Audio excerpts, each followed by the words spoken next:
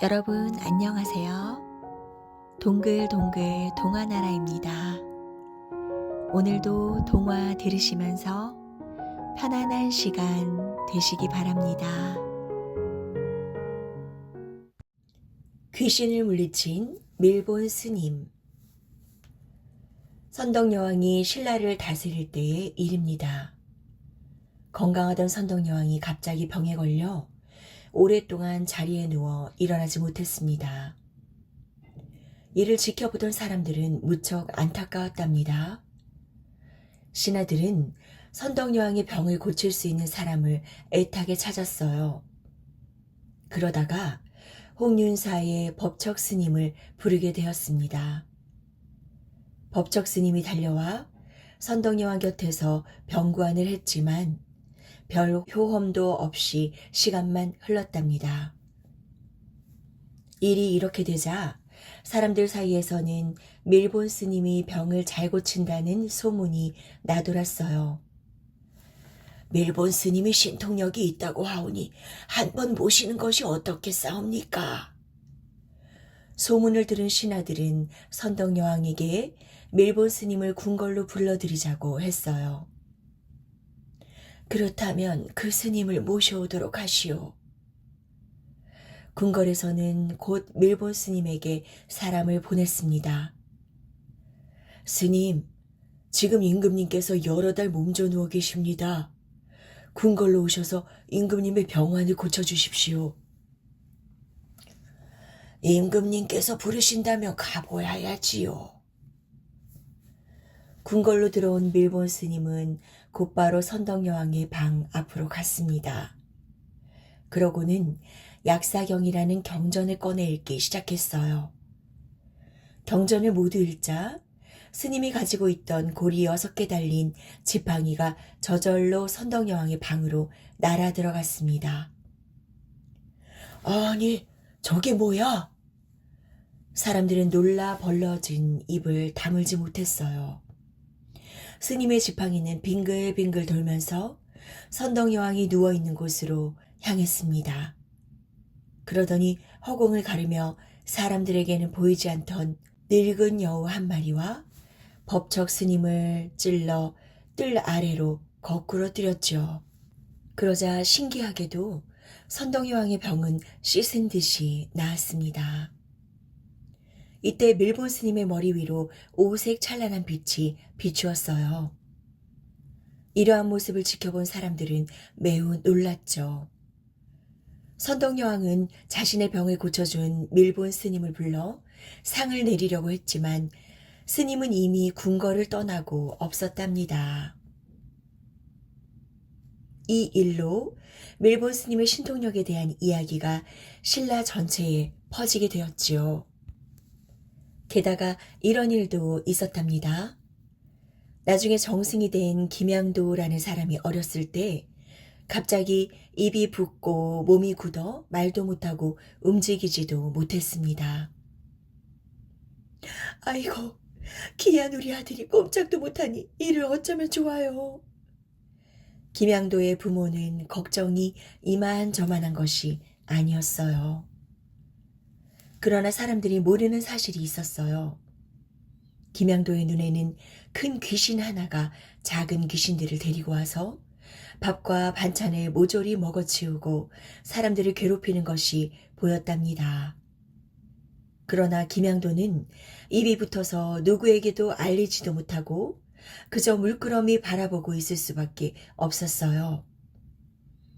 김양도의 부모는 무당을 불러 귀신을 물리치는 굿을 했습니다.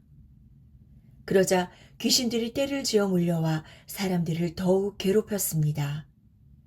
굿을 하던 무당도 놀라서 도망을 치고 말았어요. 이를 보다 못한 김양도의 아버지는 법류사라는 절에서 스님을 한 분 불러 불공을 드리고 불경을 외우게 했습니다. 그러나 스님이 불경을 외우자 큰 귀신이 작은 귀신에게 스님의 머리를 쇠망치로 때리라고 시켰어요. 머리를 맞은 스님은 바닥에 쓰러졌습니다. 아, 이를 어쩌면 좋아요. 김양도의 어머니가 발을 동동 구르며 소리쳤습니다. 시간이 흐를수록 김양도는 점점 더 괴로워했어요. 집안 사람들이 마침내 밀본 스님에게 부탁을 하기로 했어요. 김양도의 아버지는 밀본 스님에게 심부름꾼을 보냈지요. 밀본 스님께서 곧 오시겠다고 하옵니다. 헐레벌떡 돌아온 심부름꾼이 말했습니다. 뭐라고? 밀본 스님이 온다고? 밀본이라는 이름을 듣자마자 귀신들은 와들와들 떨면서 큰 귀신의 눈치를 살폈습니다. 얼굴빛이 변한 작은 귀신은 덜덜 떨면서 큰 귀신에게 말했어요. 이를 어쩌죠? 밀본 스님이 오면은 우리는 큰일 나요. 어서 피하자고요, 예. 김양도는 그 모습을 낱낱이 지켜보고 있었어요. 큰 귀신은 꽃방귀를 끼면서 태연하게 말했습니다. 밀본이 온다고 한들 무슨 걱정이 있겠느냐? 그런데 잠시 후 여기저기서 힘센 귀신들이 쇠 갑옷을 입고 긴 창을 들고 나타났습니다. 그러고는 김양도와 사람들을 괴롭히던 귀신들을 꽁꽁 묶어 잡아갔지요. 그 다음에는 수많은 하늘의 귀신들이 나타나 대문 앞에 늘어서서 누군가를 기다렸어요. 마침내 밀본 스님이 왔습니다. 스님이 들어서자마자 신기하게도 김양도의 병은 말끔히 나았어요. 몸이 풀리고 입이 열리자 김양도는 그동안 자신이 본 것을 사람들에게 모두 이야기했습니다. 사람들이 너무 놀라 입을 다물지 못했답니다. 김양도는 이 일을 계기로 평생 불교를 착실히 믿었어요. 그리고 나중에 정승이 되어 홍윤사의 크고 작은 불상 여러 개를 만들어 바쳤으며 불당을 금빛 그림으로 장식했지요. 이처럼 귀신을 물리치는 신비한 힘을 가진 밀본 스님은 한때 금곡사라는 절에 살았던 적이 있었습니다. 금곡사에는 김유신과 가깝게 지내던 늙은 거사가 있었답니다. 사람들은 그 거사가 누구인지 아무도 몰랐어요.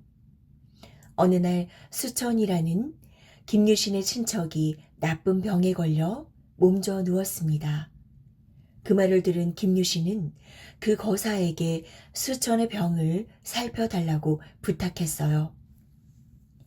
제가 보아온 바로는 거사님의 신통력이 뛰어나시니 수천의 병을 한번 살펴주시지요. 거사는 말없이 고개를 끄덕이고는 수천의 집으로 향했습니다. 그런데 마침 수천의 친구인 인해 스님이 중학에서 찾아와 머물고 있었습니다. 그는 늙은 거사를 업신여기며 말했어요. 당신 모양새를 보니 나쁜 사람 같소. 그런 사람이 어떻게 다른 사람의 병을 고칠 수 있겠소? 거사는 조용히 말했습니다. 김유신 공의 명을 받고 왔으니 그 명을 따를 뿐이요. 그러자 인해 스님의 늙은 거사를 비웃었답니다. 인해 스님은 자신의 재주를 뽐내려는 듯 향을 피우고 주문을 외웠습니다. 그러자 옷에 구름이 나타나 그의 머리 위를 빙빙 돌더니 갑자기 하늘에서 꽃이 떨어졌습니다. 그 모습을 보고 거사가 빙그레 웃었어요. 스님, 신통력이 참으로 뛰어나오.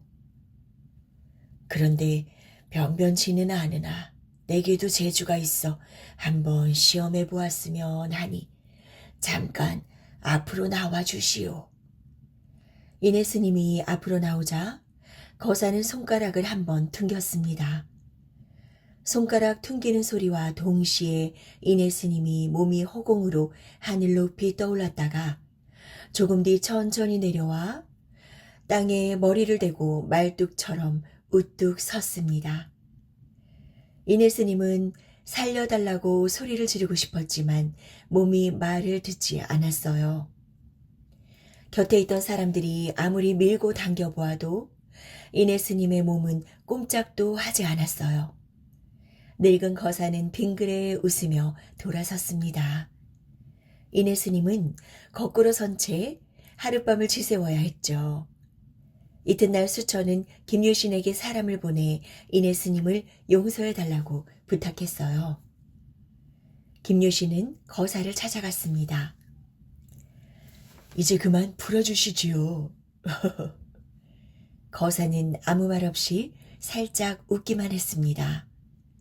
한편 수천의 집에서는 이내 스님이 거꾸로 선 채 땀을 뻘뻘 흘리고 있었답니다. 그러나 아무도 이내 스님을 도울 수가 없었어요. 그런데 갑자기 쿵 하는 소리가 들리더니 이내 스님이 바닥으로 쓰러졌습니다. 사람들은 이내 스님에게 달려갔어요. 스님, 괜찮으세요? 휴, 이제 살았네. 그 일이 있은 뒤 이내 스님은 함부로 자신의 재주를 뽐내지 않았답니다.